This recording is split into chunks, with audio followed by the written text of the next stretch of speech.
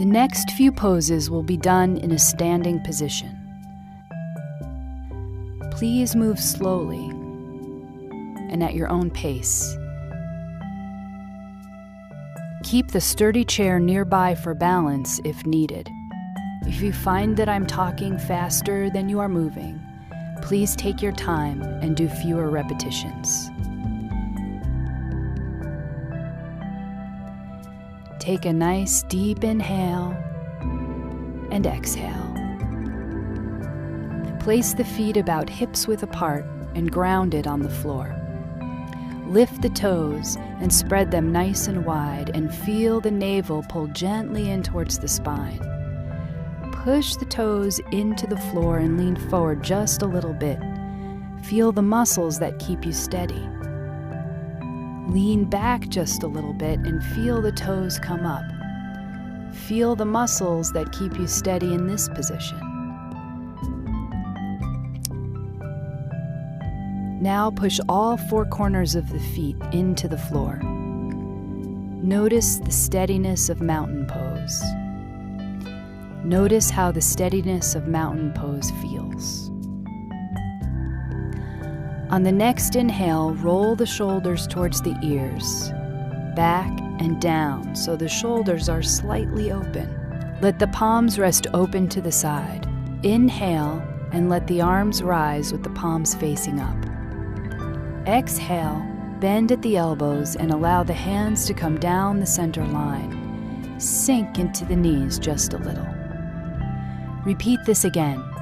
Inhale, lift the arms with the palms facing up. Allow the hands and face to be relaxed. Continue with this movement at your own pace. Breathe as you move and try to coordinate the breath with the movement.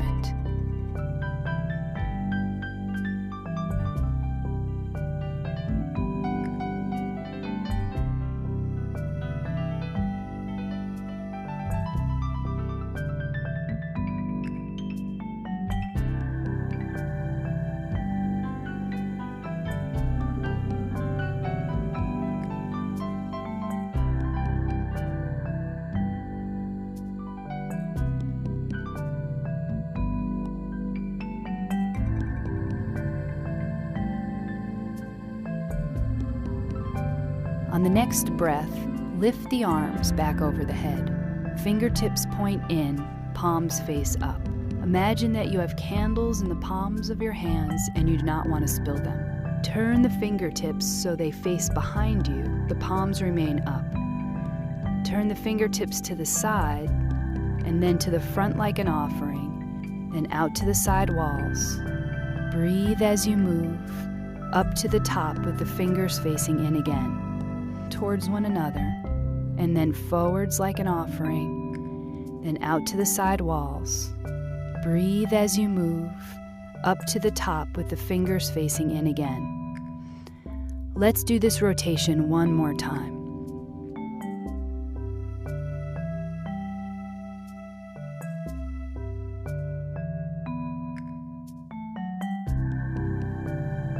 After the second rotation, allow the hands to cascade down by the side and let them rest.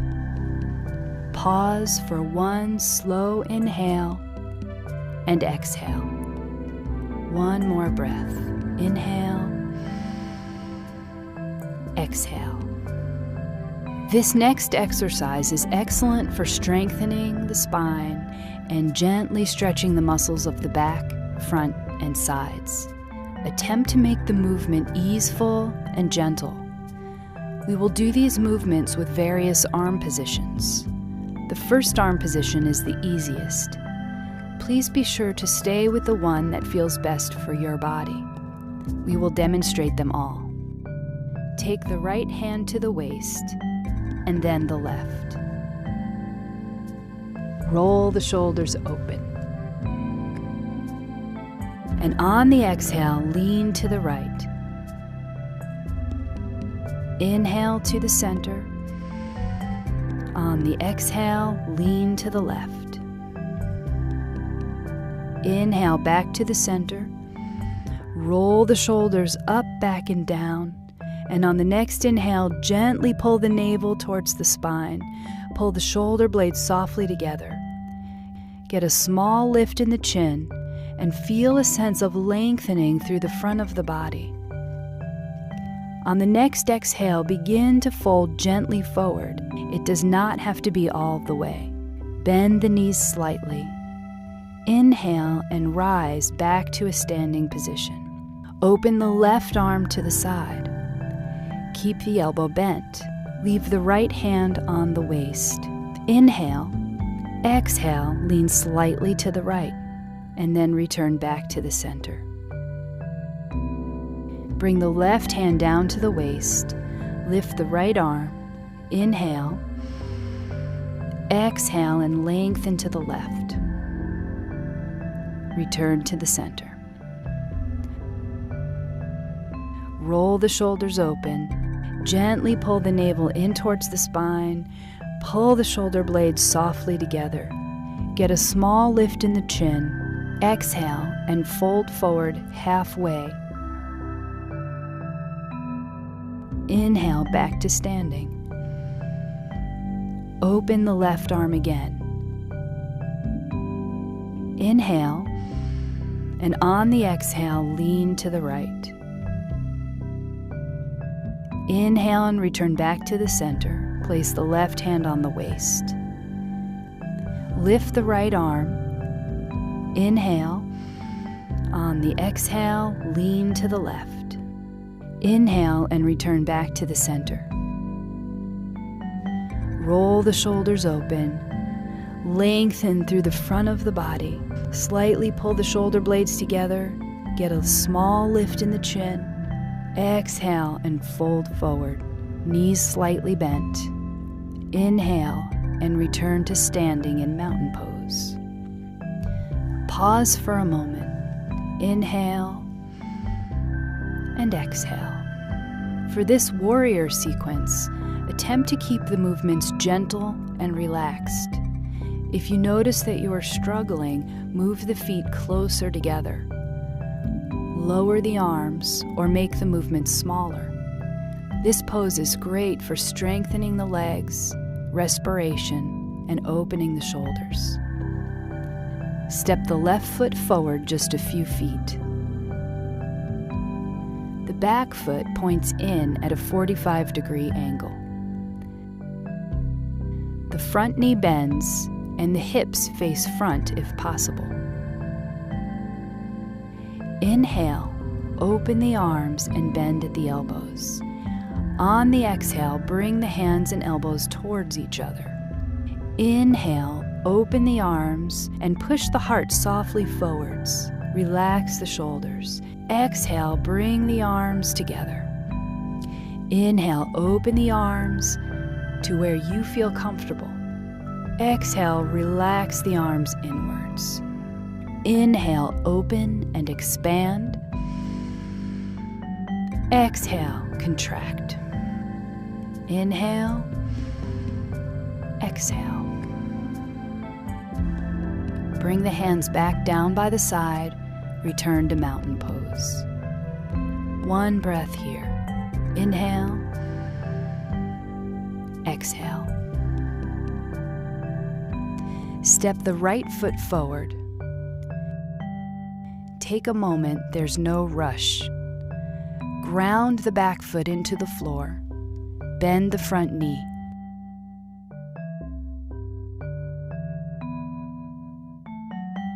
When you are ready, open the arms. Inhale. Exhale, bring the hands and elbows towards one another.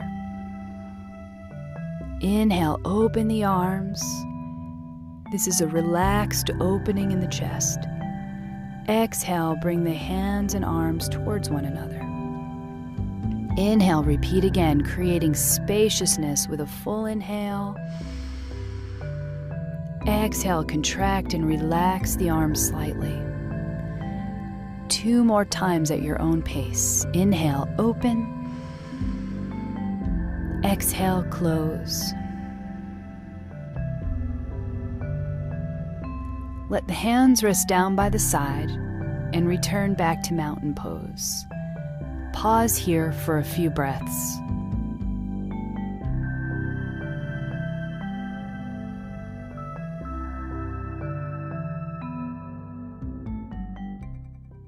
Welcome back to the 17th online episode of Peacetime, hosted on alternating Sunday mornings by Peace Point with myself, Phra Nicholas Thanissaro, live streaming from Dhamma International Meditation Center in Azusa, California. Today's session will be about an hour and 10 minutes long and will consist of a 25-minute talk and 20 minutes of meditation, finishing up with 25 minutes of conclusion and news updates.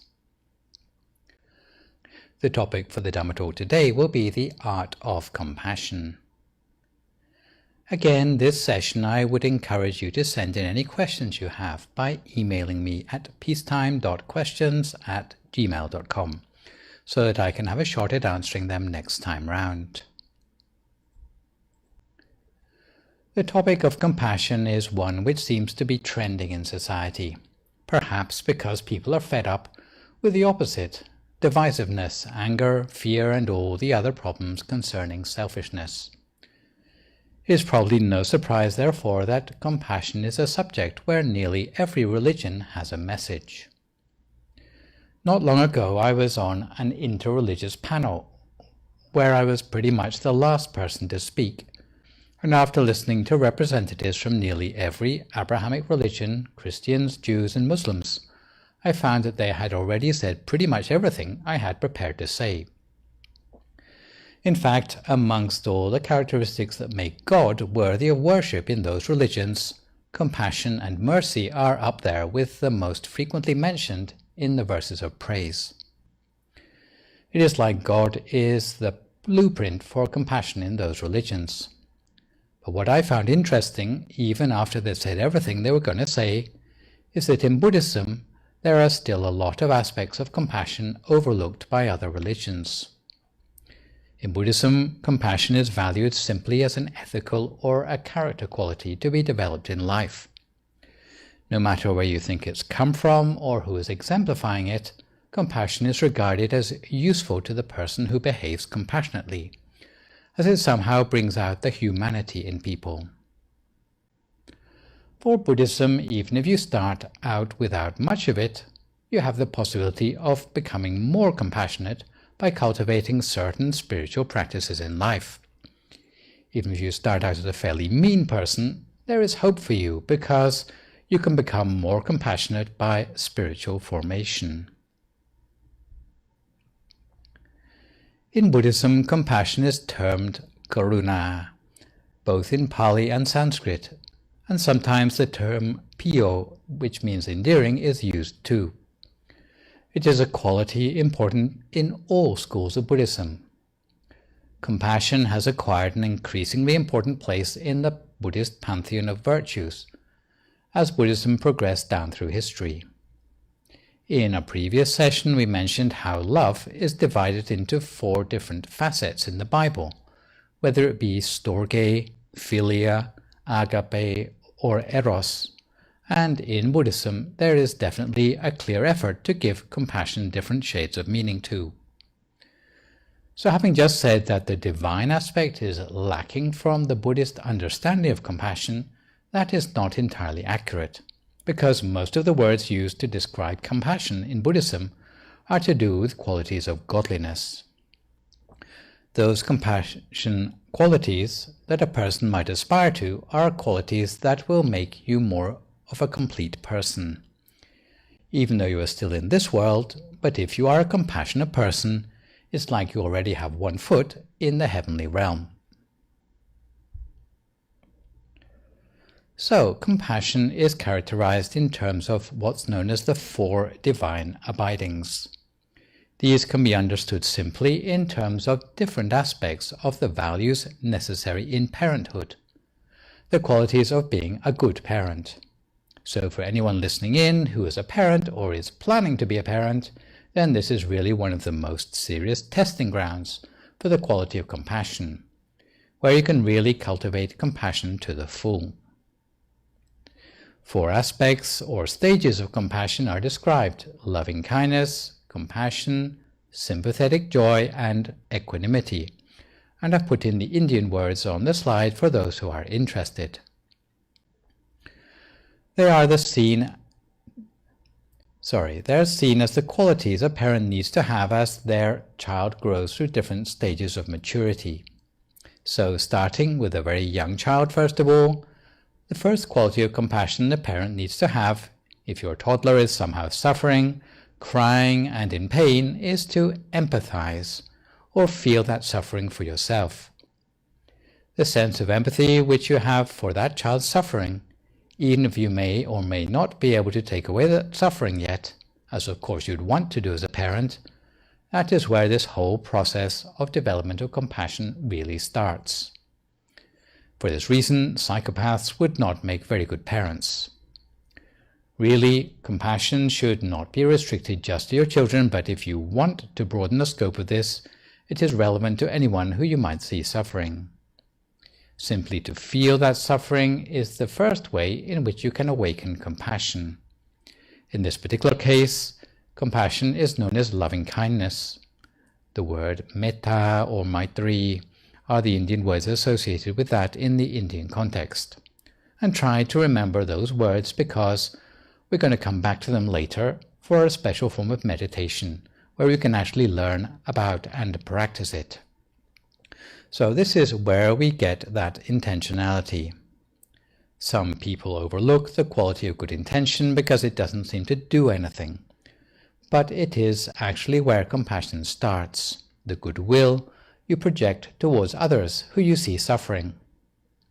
I should add that suffering doesn't just mean physical pain, but includes any form of mental suffering, dysphoria, or sense of unease. In the scriptures, it's sometimes described as the feeling generated by trying to fit a square peg in a round hole. From there you come to the next stage of your child's maturity, where as a parent you need to have compassion proper, or karuna, as it's known in the traditional context. For this, you not only feel their suffering, but you must also jump in to try to remove the cause of the suffering. You recognize suffering, but you also feel compelled to remove the cause of the suffering. So if you're able to do anything to remove the cause of pain when you see a person suffering, then that would be seen not only as intending to be compassionate, but as a really proactive form of compassion, which you would ideally need to have as a parent who needs to constantly be picking up your children when they fall down, or making sure they're healed when they get sick. If you habitually respond in a compassionate way like this, it becomes a part of your character. Really, parenting is a very powerful practice for learning compassion. In fact, if you don't manage to learn it, then as a parent you will end up with a major headache. Next comes sympathetic joy or mudita, as it's known in the traditional context. This is sometimes described as a sort of compassion where a parent sees that their child has grown up a little bit more and is starting to have achievements of their own. So often you see parents leaning on the garden fence, bragging to their neighbors about my little Jimmy, who has excelled in his piano playing, and the parent is so proud that you might be mistaken for thinking they are talking about their own piano playing. But really, it's a good sign. It's not some sort of arrogance on the parent's part, because the fact they're so integrally linked to the achievements of their child, who has grown up to the point that they're starting to have their own successes, that it's commendable, that they're not jealous of their child, but they are glad for them. Really, that gladness reflects well on them as a parent, because it is a sort of big-heartedness and is this next stage of development of compassion, which you can compare to the next stage up for children as they are maturing. Next comes equanimity, which is known as upekha in the traditional context. Equanimity may sound like an odd quality to put in this family of values connected with compassion, because sometimes it means doing nothing.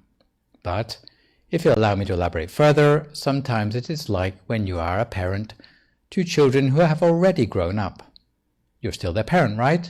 since you don't stop being their parent and disown them when they finally leave you with your empty nest. But sometimes when they require from you has to change dramatically from what they needed when they were in short pants, when you were still following them around the house folding up their discarded socks or whatever. If you are still folding up their socks when they're grown up, married and have a home and family of their own, they would probably be justified in resenting your interference. So at this stage, what can you do as a parent to show your compassion for your child? Because they're not letting you do anything to help them anymore. Well, sometimes the answer is just be there for them. Actually, you're not doing anything for them, but you're making yourself available. They know where to find you if they need your help. But apart from that, you need to trust their better judgment. So, trusting that you've brought them up right, they've now got their own lives, but if they do need your help, probably to sit the grandchildren, they know where to find you. And that is how compassion actually matures into a slightly more trusting aspect, although it's not so proactive as the previous sorts of compassion I've described. So all four of these together are seen as comprising compassion within the system I'll be talking about here. So even if you're not a parent, these values are still relevant to any sort of situation where you're caring for others in life. Sometimes you need to step in and do something, sometimes quickly if they're really hurting. But on other occasions you need to stand back and wait for the appropriate time for an intervention. Talking about where the artfulness of compassion comes in, sometimes it's the decision whether to step in or to stand back that makes it difficult for us. If we get it wrong, then we end up feeling like, even after all I've done, you're still not thanking me for it. What did I do wrong, or are you just ungrateful? Although we might expect developing compassion would require selfless, grand gestures on our behalf, there's also a place for informal, moment-to-moment practices throughout the day. For example, you could notice at what times throughout the day compassion comes easily or spontaneously for you. For example, what are your reactions when you're watching the evening news? You could notice when you resist acknowledging or being with your own or others' suffering throughout the day. For example, when passing someone on the street who's asking for money, or an extended family member who's going through difficulties. Throughout the day, you could notice when you judge or deny suffering. For example, when you say that it doesn't count or it's insignificant compared to someone else's suffering or something else going on in the world. We often notice our own or others' suffering, but are quick to dismiss it and thus do not allow ourselves to be emotionally touched or moved by the suffering, which is an important part of developing loving kindness. This sort of awareness of the presence or absence of compassion can provide some valuable information to you. So the next time you're standing in line at the grocery store, instead of looking down at your phone or watching how quickly surrounding lines are moving, take a moment to consider the common humanity of the people who made your grocery trip possible, the people who grew and transported the food, who stocked the shelves, or even the cashier who's about to serve you. Perhaps you could take a moment of appreciation for each of them. If you choose, this could be the opportunity to acknowledge the interdependence that surrounds us, because our lives, even simple trips to the grocery, rely on countless others. Similarly, ordinary acts of compassion might involve holding a door open for someone, visiting someone recently bereaved, or holding back from using your privilege to exploit the weak. Compassion may mean making yourself vulnerable, and don't overlook endearingness, which generally means keeping up a good level of manners, helpfulness, or service. If you were to be able to cultivate compassion or loving kindness, are there some benefits to this? Well, traditionally there are 10 benefits that come to a person who is able to practice meditation based on compassion. What we notice is that all 10 of these are benefits that come to you as the practitioner of compassion. Firstly, you sleep better. If anyone listening in has sleep problems, then this could be the reason. If you're not sleeping well, it may be because you have that sense of antagonism towards others. Usually the opposite of compassion is anger or an inability to forgive other people. Those are the sort of things that really keep people awake at night, or at least leave them tossing and turning in their sleep. Secondly, when you wake up, you still feel at ease. Do you know how much sleep the average person needs? Are there any scientists listening in? Well, without relying too much on empirical knowledge, I'm sure you'd agree the answer is half an hour more. Because for most people, when they wake up, they want to go back to sleep for another half an hour. But apparently, if you have a lot of compassion, when you wake up, you feel refreshed and ready to face the day immediately. The third thing, which is good news for anyone who suffers from nightmares, is that bad dreams are something you protect yourself from by having more compassion. A fourth thing is that other people will like you more if you are a compassionate person. It is a little bit like what goes around comes around. If you have a nice smiley face towards other people, then other people will smile back at you. A fifth thing is that not only will people be nice to you, but non-humans as well. So you will be safe from attack by wild animals if you are ever out on the trail. If you are not averse to the mention of celestial realms, traditionally, as a compassionate person, a sixth benefit is that you will be looked upon favorably by angels. Maybe your personal angel who finds you parking spaces. No, I'm just joking. A seventh benefit as a compassionate person is that you will be less likely to be harmed by fire, poison, or weapons. I'm not quite sure how to explain this in a vaguely scientific way, but when you die, it will be expected that as a compassionate person, you would tend to die in a slightly more dignified way. If you are a meditator, then an eighth benefit is that loving kindness practice will help you focus your mind more quickly as you meditate. The loving kindness obviously helps you to have less negativity for your mind to get caught up with, whether it be anger or a lack of forgiveness. A ninth benefit is that you will have a better and more radiant complexion. I think probably a better word for this would be that you have a good aura. You notice that some people light up the room, so to speak, when they come into it, and it would tend to be the same sort of people who are compassionate by nature. And last but not least, when it comes to the time for you to die, as a compassionate person you would tend to have a good death, which means that you would not be subject to fear as you are dying. So these are all things that you might say are self-serving about compassion, but which may serve as a motivation to become a more compassionate person yourself. The question is, where does this compassion come from? Where can we find it? Is there an organ in the body that contains a lot of compassion, which we can maybe do our exercises to develop more? Is it a physical thing? Where does this love come from? Maybe the heart? After all, some people who are very angry have heart conditions. Well, what I'm going to propose to you is that the source of compassion lies on a deeper level. And that is why at this point I need to talk more about how we get the compassion. The technical name for any sort of training in a religious context is formation. Apart from the everyday practices I've already mentioned and some of the selfless examples I'll mention later, meditation on loving kindness is the most accessible formation by which you can become a more compassionate person. Even if you didn't start out compassionate in the first place, sometimes we tend to downplay the role of intentionality in changing the world for the better, since models like the 12-step program say that you can act your way into right thinking, but you cannot think your way into right action.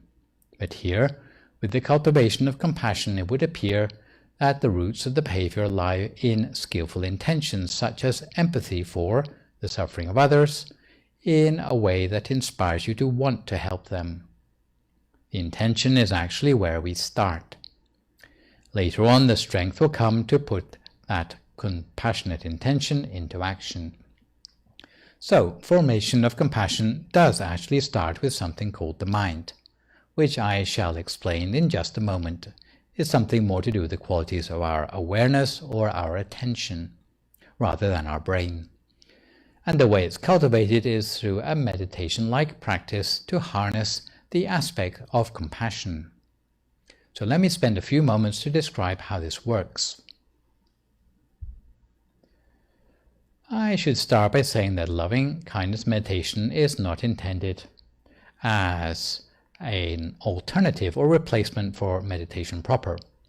That is, the sort of meditation where you focus your mind at the center. But loving kindness meditation can be performed as a supplement either before or after your time of regular meditation. If you practice loving kindness meditation for a few minutes before your normal practice, it will soften the mind, creating the feeling of spaciousness and make progress in your regular meditation more fruitful. If you practice loving kindness meditation after your regular meditation practice, it will spread the positivity generated as a result of your meditation for the benefit of all other living beings. Supposing you were doing your regular meditation by focusing at your center, you would leave yourself 5 extra minutes of meditation at the end of your allotted meditation time to practice loving kindness meditation.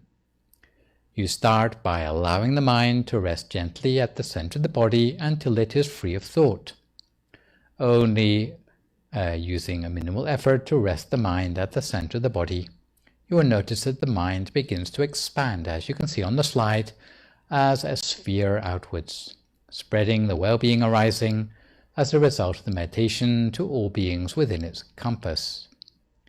Allow the sphere to spread until it encompasses your whole body, and at that point you would silently entertain the wish that you be well and happy and free from suffering. Then you would allow the sphere to spread until it encompasses the whole room where you are sitting. Again, you would silently entertain the wish that all sentient beings in the room be well and happy and free from suffering. Then you continue expanding the loving kindness and making the same wish for increasingly larger geographic areas around you until you reach the whole of the planet and the universe. And if you can't remember all this, don't worry, because I will include a guided loving kindness meditation at the end of today's meditation. Speaking of which, at this time we settle ourselves for some meditation, and if you'd like to find a comfortable sitting position for yourself now as you listen to my guidance.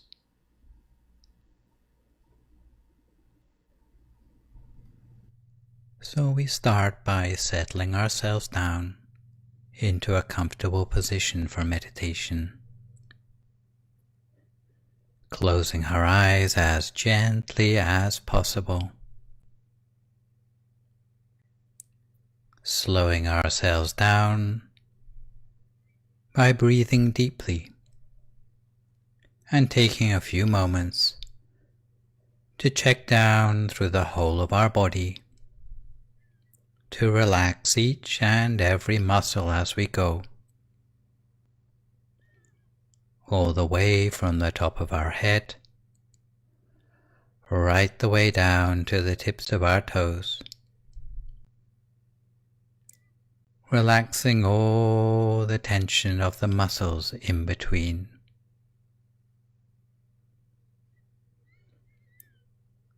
The ideal posture for our meditation is a position of poise,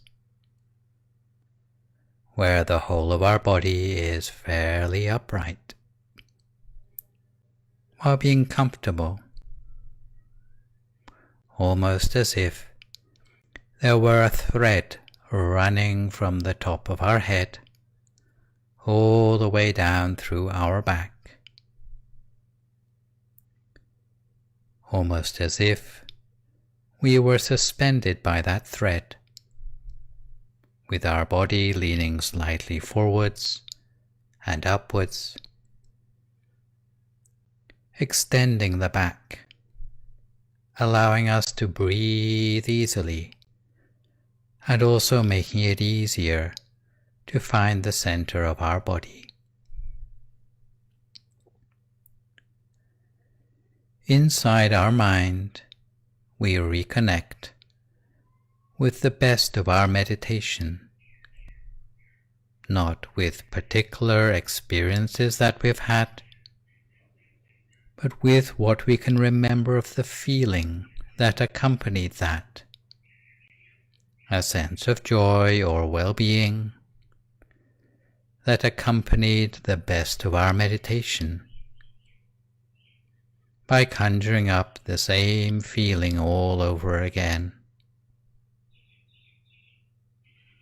Somehow it helps us to return to that same place in our meditation again, with a sense of lightness, a sense of the whole of our body being filled with happiness and joy. And imagine that inside our body is just an empty space, a hollow cavity, without any organs or tissues, muscles or bones. Or alternatively,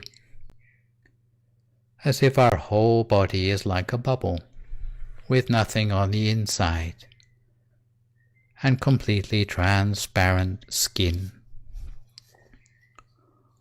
Or maybe as if the body has disappeared completely, and is like inhabiting a space of our own creation. Whatever our experience of the inner space, we allow the focus of our attention to make its way gradually down to the center of our body. Not just the place where we are looking with our mind's eye, but actually as if our mind's eye has moved downwards to that central point. As if our head had completely disappeared, and all our faculties, whether it be perception, memory, thought, and cognition, have come together in a single place at the center of ourselves. So we are actually located down in our center, in the same place as our meditation object, rather than looking down on it from some place above, equivalent to where we'd expect our head to be. For some of you already acquainted with the observation technique, it's simply a question of seeing what's already there, and following that without interfering, simply being attentive at the center. For those amongst you who are better versed in visualizing some sort of meditational object, it may be a visual object like that of the shining sun, or it may be a tactile object such as an imaginary invisible fruit, felt at the center, the point of the turning of the breath, on the same level as the diaphragm. Whatever our approach to keeping the mind on track at the center, we try to do so continuously, with a feather-light touch, an unbroken and exceedingly gentle attention. Bringing our attention back, if it pivots away to any other distractions around us, or following it if there is some sort of transformation in the mind. If the thoughts are few and far between, we do our best to ignore them, certainly not letting a first thought proliferate into a second or a third. Only as a last resort using the mantra if the thoughts are really too many to deal with.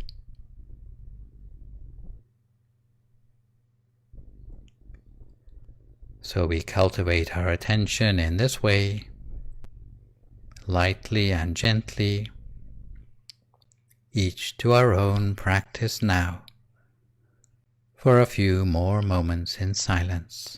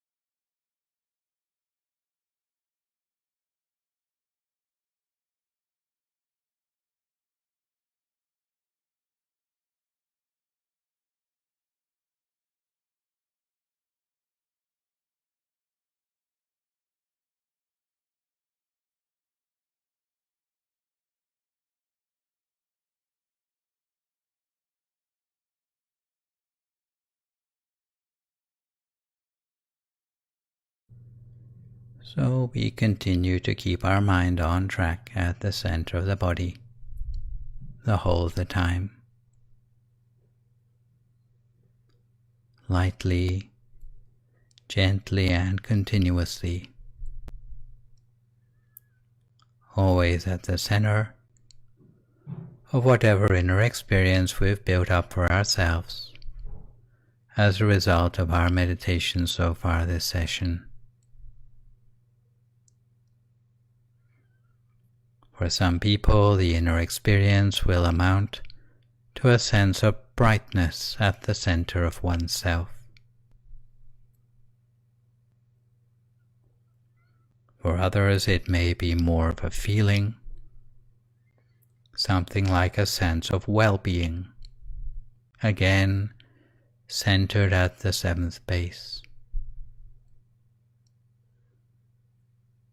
For others still, it may be images, large or small, centered around the middle of our body. Sometimes small like objects, sometimes much larger like whole vistas or panoramas, where we are actually smaller than the images we see.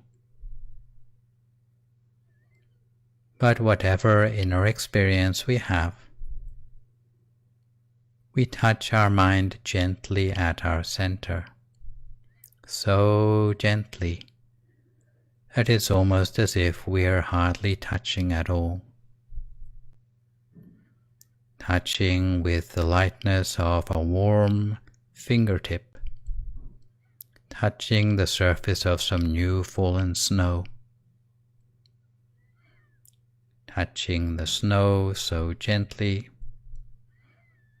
that there will be a melting away at the point of contact, where solid becomes liquid and liquid becomes vapor, spreading outwards, rarefying outwards and spreading like the ripples on the surface of a pond,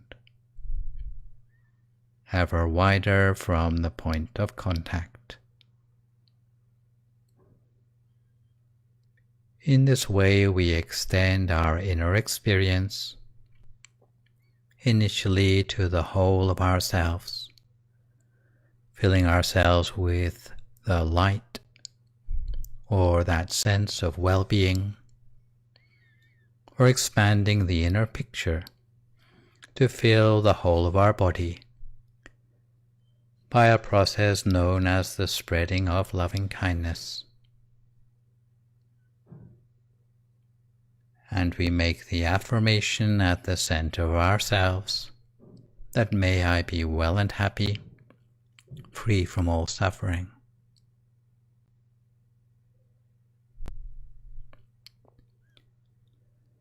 And then we extend the same loving kindness beyond the boundaries of our own being,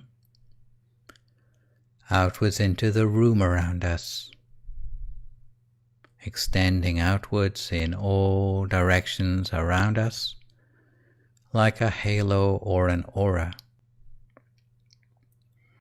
to encapsulate all the sentient beings around us in the room where we're sitting for meditation.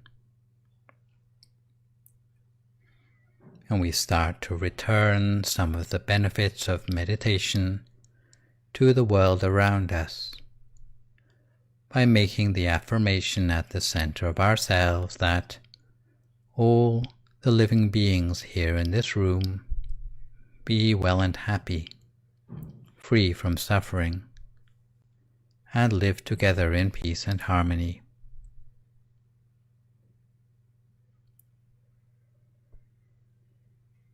Further outwards to the whole building,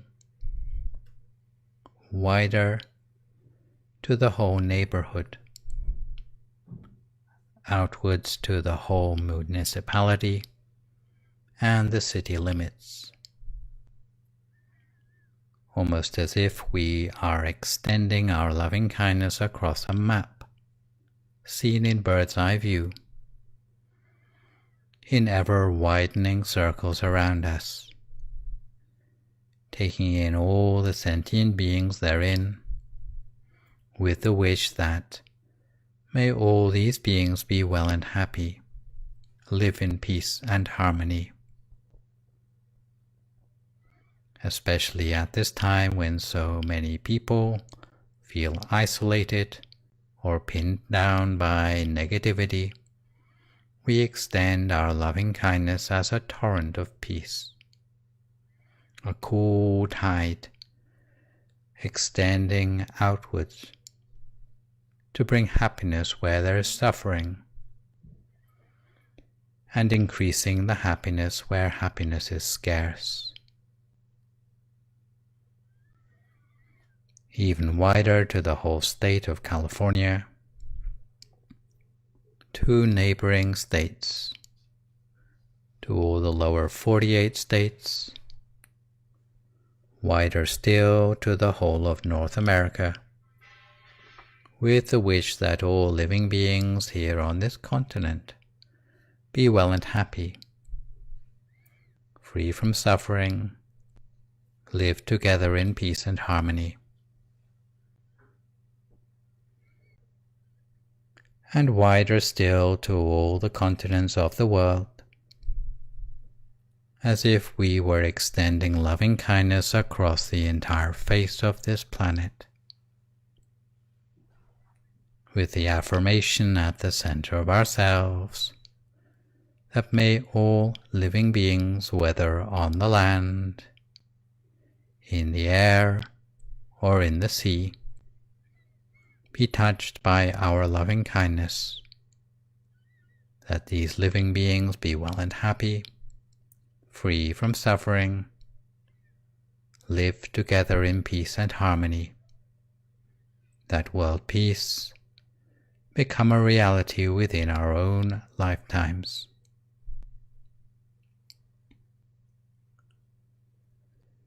And we can spread loving kindness in all the 6 great directions, almost as if we were extending a beam of loving kindness outwards into the universe around us, to the front and to the back, without limits.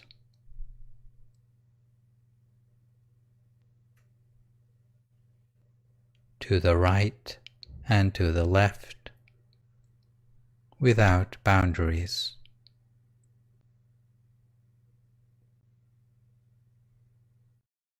Above and below, without end. Extending loving kindness to all living beings here in the universe, so that no living being, without exception, is left untouched by our loving kindness. Again, with the same wish for all living beings to be well and happy, free from suffering, live together in peace and harmony.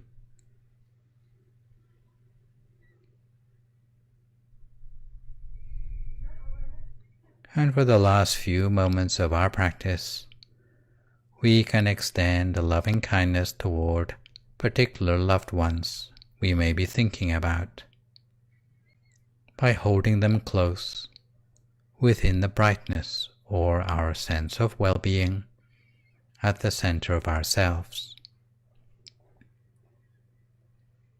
Thinking of their name or their face, sending loving kindness to them in particular, especially if we are separated by huge distances. Extending loving kindness to those for whom we feel a particular debt of gratitude, toward those still living, or even those who have already passed, trusting that the purity of our loving kindness can extend across the huge gulfs of space and time to reach those loved ones wherever they are to be found. We extend our loving kindness in this way for the last few moments of our practice together.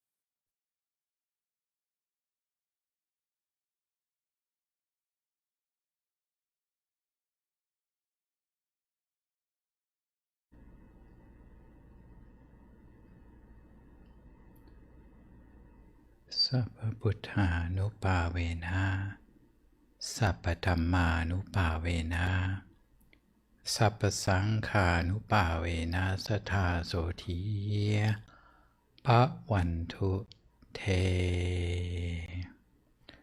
So if you'd like to come to the end of your meditation for today, you can gradually open your eyes again. If you feel at all uncomfortable, and slowly try changing to a more comfortable position before gently finishing your practice. It is through practicing compassion that it really becomes easier.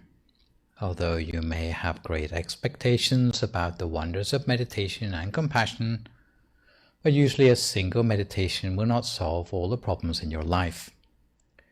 But if you remember what you've done today, relaxing your body, relaxing your mind, focusing and repeating the mantra, if you were to practice a little of that every day, for no less than 20 minutes a day, at a time which is convenient for you, then it will become easier as time goes on.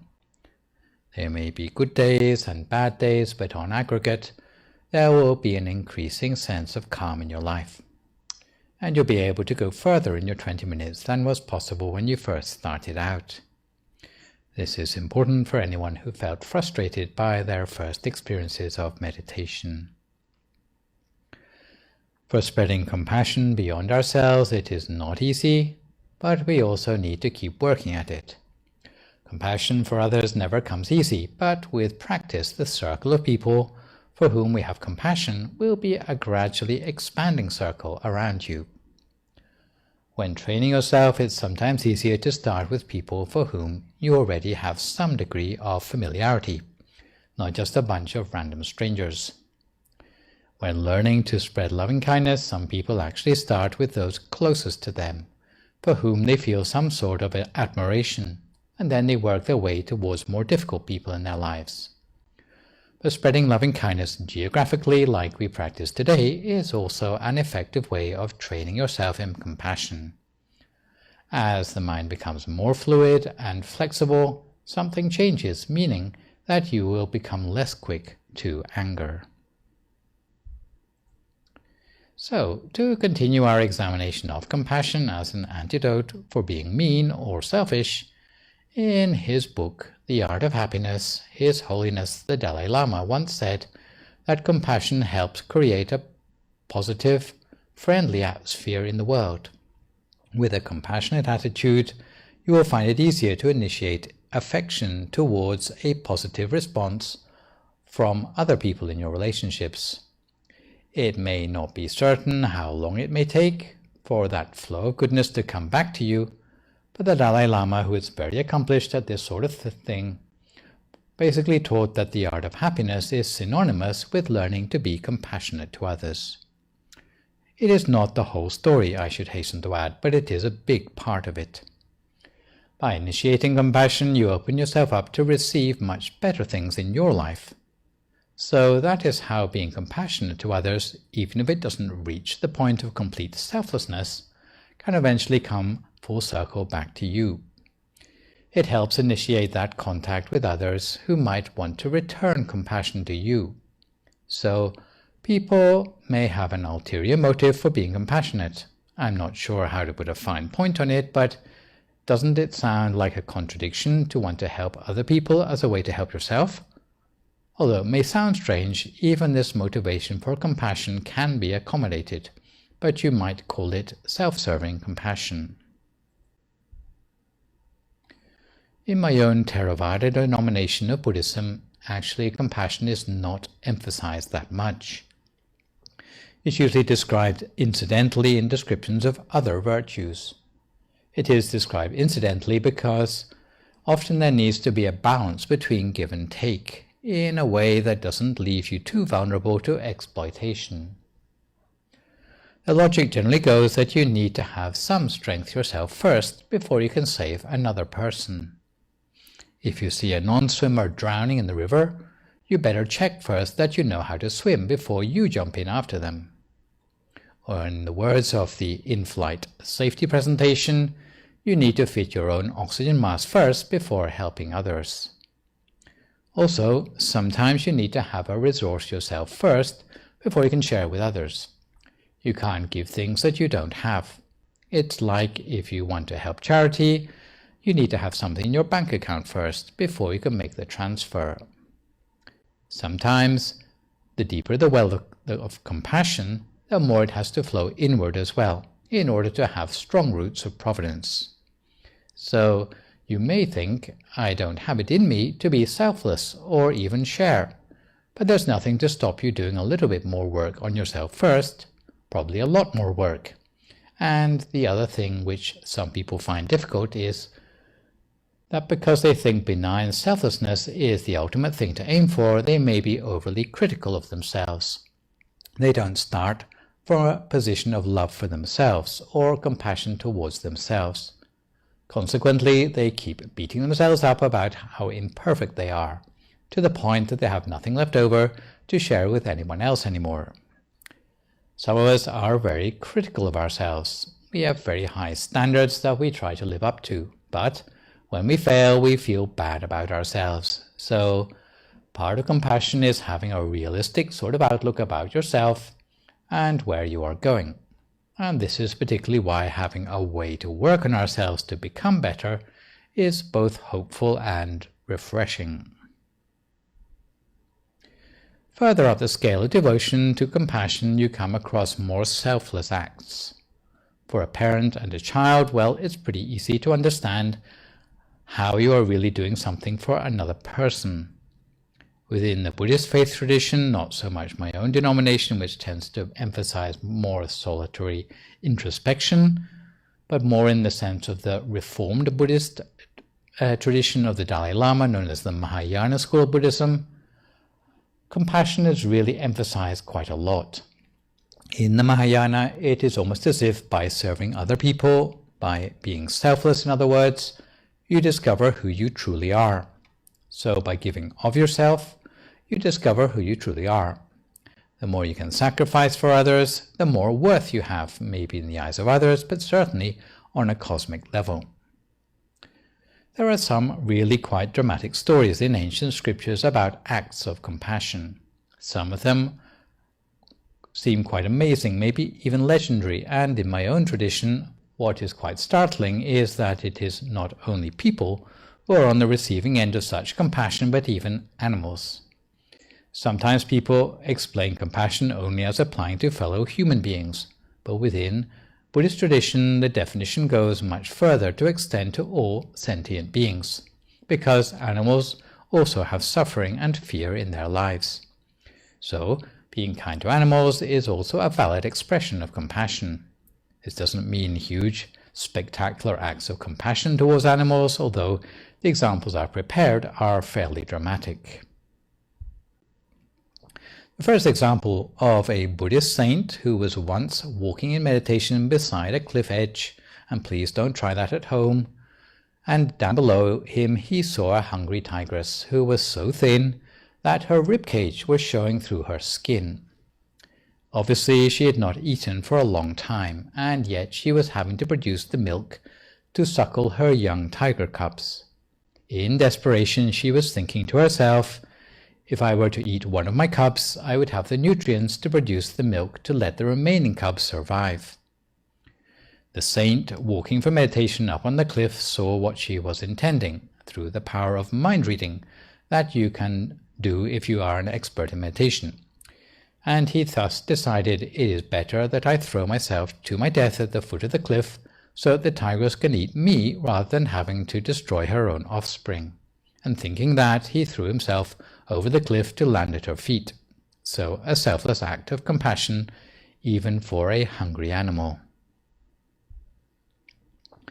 A second traditional story is more dramatic still. I wonder if you are up for it. Well, it may be too graphic an example for some viewers. There once was a monk called Asanga.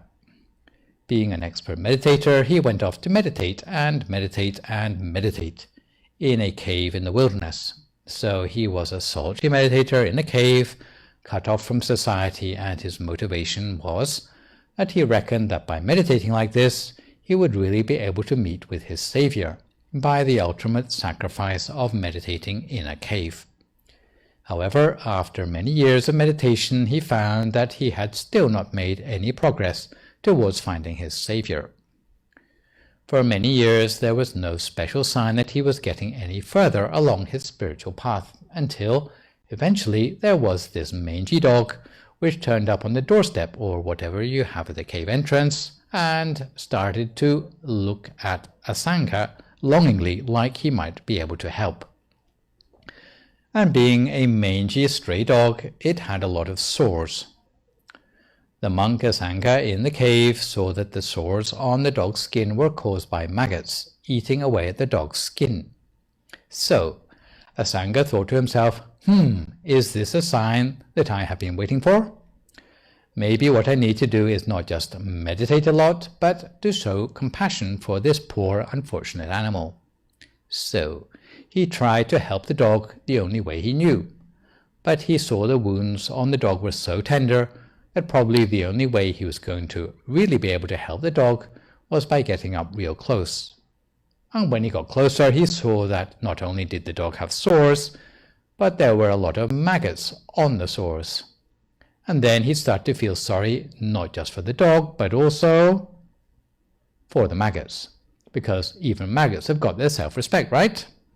So How do you get a maggot out of a dog wound without hurting the maggot? If you pull it too hard with your fingers, then it will snap in two. So he actually had to lick the maggots out of the wounds in the dog. Are you up for that sort of compassion yet? Not quite there yet? It gets worse, okay? He felt so sorry for the maggots that they were not going to have anything to eat anymore, that he actually put them on his own skin so they could continue to feed. At which point the mangy dog turned into the Buddha. So a happy ending, okay? But the point is that sometimes just doing more and more meditation without thinking about the well-being of any other person or being can be a dead end. But if you have compassion hand in hand with meditation, by sharing compassion with others, you establish a flow of goodness, which will somehow feed back into your long-term spiritual journey. Compassion in all its forms needs to be understood in its proper context. Although ideally, all people in the world might aspire to have unconditional compassion, but it may also be easy to forget that compassion needs to be balanced by a sense of justice. In a sense, you can't have justice without compassion, in the same way you can't have compassion without justice. A balance needs to be struck. If you are naively compassionate by becoming a complete doormat to other people, although it may be considered compassionate, it opens the door to certain unsavory characters in society who will be all too ready to take advantage of you. So there is a sense of trying to strike a balance between compassion and justice. Compassion needs to be seen in context. We can't afford to be too naive in the way we practice compassion.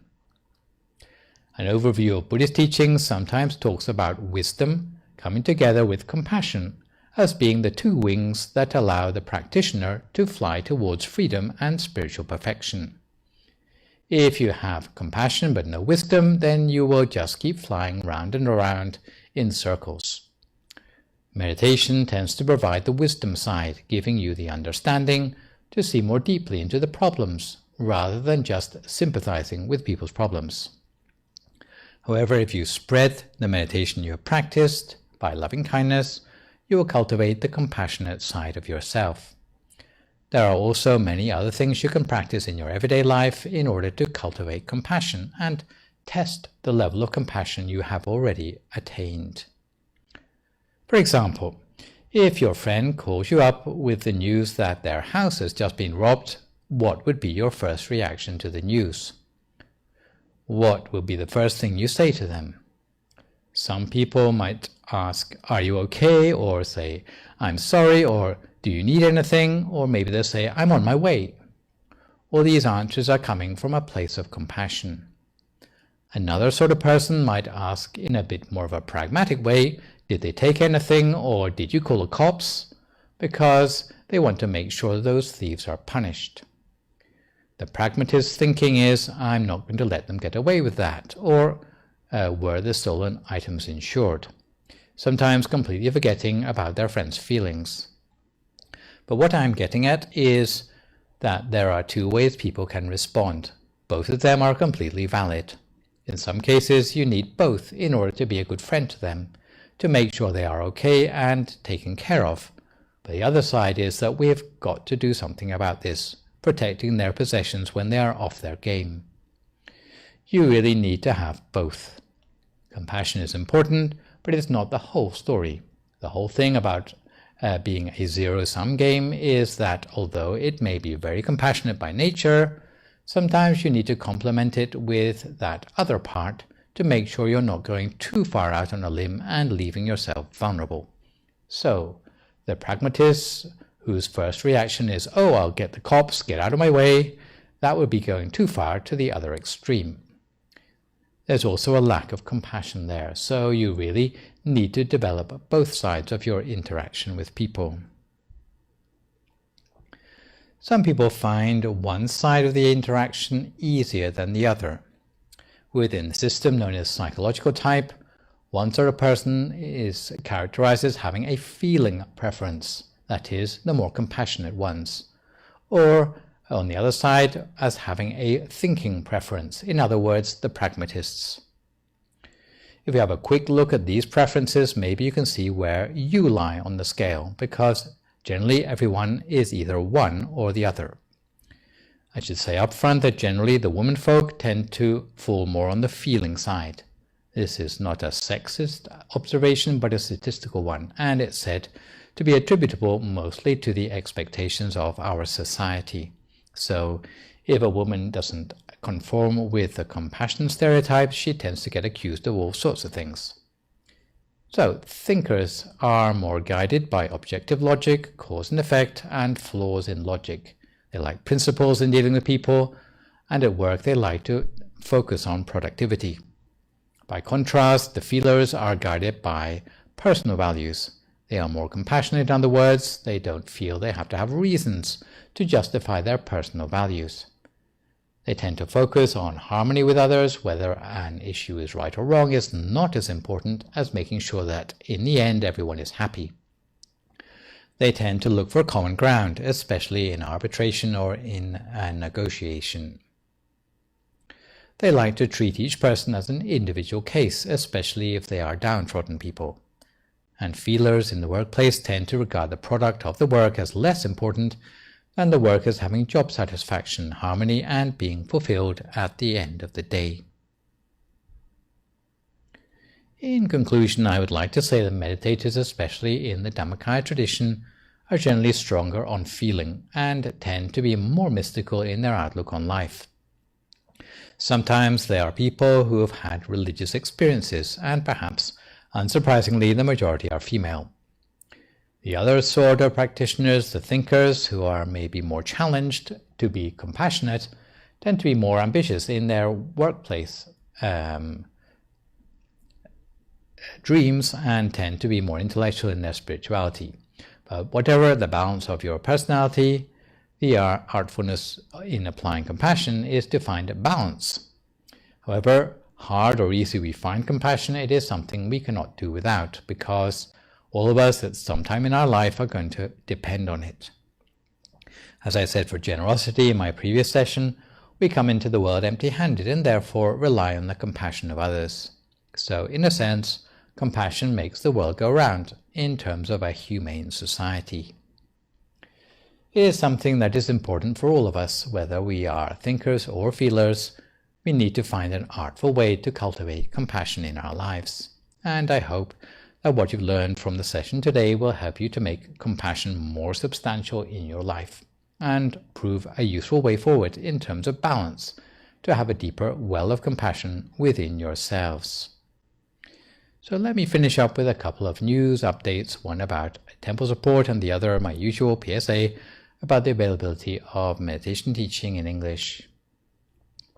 At the moment, as you probably know, despite a certain relaxation in the social distancing regulations in LA County, California, we are still in the purple tier. Accordingly, the activities of the temple are still pretty much limited to those we can share online, as the temple buildings remain closed to the public, with no monks going outside the temple gates and no community members coming into the temple building until the risk of the pandemic has passed. In the meantime, although all of us hope that the present situation will not go on too long, the silver lining for the crisis is that there are additional ways in which temple devotees can show their support for the temple without attending in person. If it's not convenient for you to visit the temple, don't fret, as you can still make a donation to help keep the temple lights on by mailing checks to the temple address or by making a bank transfer. Online transfers can be made by Venmo or Zelle. The special merits arising for those practicing generosity in these times of adversity are that you will have a life free of obstacles and danger, you will gain mastery of all forms of knowledge, prosper in your duties, have special insight into Dhamma teachings, attain purity with ease, breaking free of the defilements in the mind. You will gain wealth on worldly, spiritual, and transcendental levels, allowing you to pursue perfections with ease, all the way to the attainment of the utmost Dharma, and the whole temple would like to rejoice in your merits on this occasion. Meditation is particularly valuable in this COVID era to help us cope with the dysphoria of the new normal. And in this respect, here at the temple, although there are still no face-to-face teaching sessions for the interim, you can access Dhamma teachings in English at the YouTube channel called Peace Point Meditation or the Facebook page of Peace Point Meditation, either live on Thursday evenings and Sunday mornings or on demand after the event. For those of you who have been following my talks, you may be interested to subscribe to a YouTube channel which I have recently set up in my own name, which can be found by searching for Phra Nicholas Thanissaro on YouTube, where I have systematized my own teachings and cut them down to the bare essentials. For the benefit of families listening in, there's also a special show for children in English known as Shining Stars that goes out between 7:30 and 8 p.m. every Monday evening, with bedtime stories and meditation short enough to keep the attention of younger listeners. Outside of the live streams and on-demand programming, there's also the Mind Gem app, which you can download for free, allowing you to listen to meditation and Dhamma talks in English on your cell phone, even when you are offline. So, this session we have looked at the topic of the art of compassion. For good measure, I would like to remind viewers that even better than posting thank you or great talk or sadhu in the broadcast comments, you can email your questions about meditation or what you have heard in the lecture to the address as you can see spelled out on the slide, and I will do my best to answer these on my next session. In the meantime, try to stay healthy, avoid recklessness or complacency in the face of the virus, maintain a positive mood, speak only positive words, forgive others, extend good wishes to others, and meditate daily. Try to practice compassion in balance with wisdom to overcome any residual meanness or selfishness in your mind. So today, this is me, Phra Nicholas Thanissaro, signing off for this session. So long, folks, and stay safe.